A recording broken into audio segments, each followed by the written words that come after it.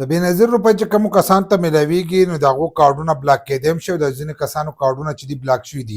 نو دا ویډیو د نوي کسانو دپاره هم ده، د زړو کسانو دپاره هم ده چې سبا ورځې دغه مشکل تاسو ته رانشي او ستاسو کارډ چې دی دا بلاک نه شي.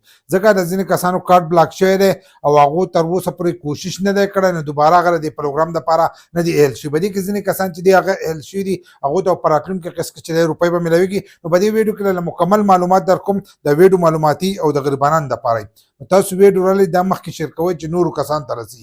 داسې نه چې سبا ورځې تاسو ته مشکله جوړه شي او تاسو بیا په یو او په بل پسې ګرځئ چې د دې حل څه دی. نو چې د اوس نه پې تاسو پوه نو تاسو ته به مشکله چې دی دا به نه جوړېږي. که تاسو کتلي د بېنظیرې د روپو نه چې دی زاړه کسان وکاږي او نوي کسان ورته رادننه کوي. دا زاړه کسان ترې سره وجې نه وکاږي چې د دې مالي حیثیت چې دی دا برابر شي، نو هغه د دې پروګرام نه وکاږي. چې څوک هغه شان د غریبانان وي نو هغه به دې پروګرام کې دننه وي. خو وکاږي دې څنګه؟ وکاږي دې داسې چې دې ته وایي دوباره اندراج وکړئ. ځینې کسانو به په وخت کې ګوتې ووایي که موږ ګوتې ولګوو وایي زموږ روپۍ به بندې شي.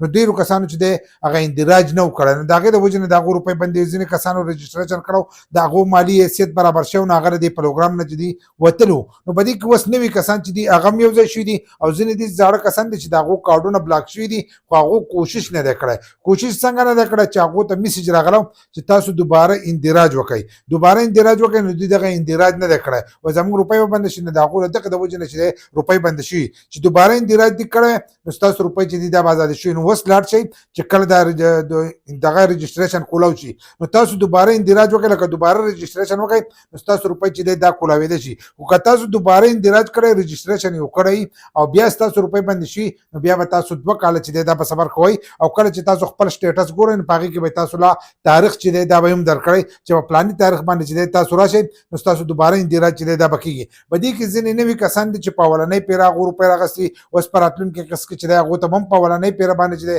دغه روپۍ میلاویږي. نو ستاسو دپاره هم دا معلومات دي چې کله ستاسو دا روپۍ د اوس نه سټارټ شوې نو تاسو به دا ګورئ چې کله ستاسو د دې روپو 3 کاله پوره شي نو 3 کاله پس چې دی تاسو به دوباره اندراج د دې لپاره کوئ. چې دوباره اندراج ونه کړو نو ستاسو دغه روپۍ به بندېږي. اندراج ورته هم ولګېږي، رجسټریشن ورته هم ولګېږي. ځینې کسان ورته ګوتې وایي قسمه قسم نومونه ورته خلک علي، خو اصل کې چې دی دوباره اندراج دی، رجسټریشن دی. لکه دوباره به ستاسو نه دغه معلومات چې دي دا بالي. نو چې دغه تاسو دوباره وکړئ نو هغو ته به هغه ریکارډ ور وښیي چې که ستاسو مالي حیثیت برابر شوی تاسو به ترې وکاږي. که مالي حیثیت تو هغه شانتي او غریبانان یې نو تاسو به د دې پروګرام دپاره اهل یې. خو ځینې کسان به وایي چې موږ یې ونه کړو، نو چې وایي ونه کړو نو ډېرو کسان د دغې د وجې نه بند شوي دي.